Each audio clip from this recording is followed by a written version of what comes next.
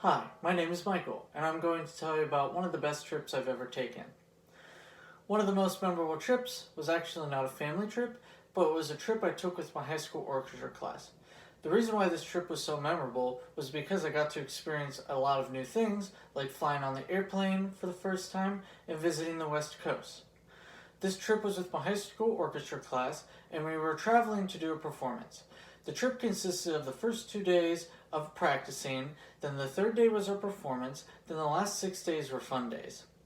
Although the plane ride was the highlight of my trip, I experienced a lot of new sights. My group visited well-known restaurants, shops, and landmarks. Let me start from the beginning with my airplane experience. All the orchestra group tickets were purchased at the same time prior to the trip.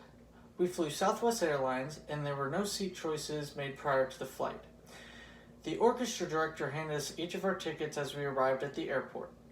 We were all supposed to get B or C boarding passes so we could all board at the same time, but I didn't know that at the time. After an hour of waiting, they started calling boarding tickets. When the flight attendant called for the A-class tickets, I stood up and saw that I was the only one in my group standing up.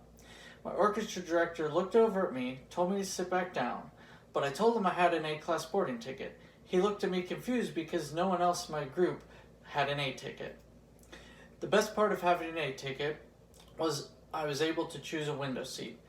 Since this was my first ever time flying, I thought it was so cool seeing the clouds up close, cities in the early morning with all the lights, the sun rising, and the mountains. It was also the longest sunrise I have ever experienced. I took many pictures, which I still look back to from time to time. I don't think my first plane ride would have been so enjoyable if I didn't have an A-class ticket because I wouldn't have gotten a window seat. The flight totaled about 6 hours with all the time changes. Leaving Ohio at 5 a.m., we arrived in Oakland, California around 8 a.m. Now that we had arrived, the business part of the trip was about to begin. After dropping our luggage off at the hotel, a bus took us to the Performing Arts School so we could meet the orchestra we were collaborating with for the concert. We received our music and had a 2-hour practice section.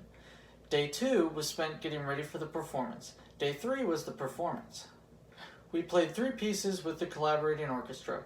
Even though our orchestra was very good, typically getting ones at state orchestra competitions, the orchestra from this performing arts school blew us out of the water because their main focus was music all day long.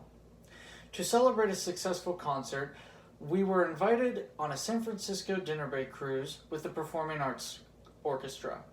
Since I grew up with an uncle that owned a boat, I had been on a boat many times, but it was still relaxing finishing off the evening on the water even though our cruise was very choppy. The business part of the trip was finished. Now the fun part was about to begin. One of our first famous landmarks we saw was the Golden Gate Bridge. Our group was dropped off on the other side of the bridge, and we walked 1.5 miles across to where the bus picked us up. This was the tallest bridge I had ever been across. Another adventure was to the Redwood Forest. Again, more walking. Since the bus was too big to drive through the tree path, the group got out and we walked. It's not often you get to walk through a big tree. Our adventure continued to our drive to Los Angeles down Highway 1. Our tour stopped at well-known places along the route. My favorite stops along the way were Bubba Gump's Shrimp Company, Monterey Bay Aquarium, and Pier 19. The last 2 days of the trip was spent at Universal Studios and Disneyland. I prefer Universal Studios over Disneyland because I prefer not riding amusement park rides, and we spent much less time at Universal Studios. 13 hours is a long time to spend at a park. It's 10 hours too long. In conclusion, the highlight of my trip was traveling by plane and experiencing places I had seen in movies and learned about in school. I enjoy seeing the U.S. from above ground in a plane.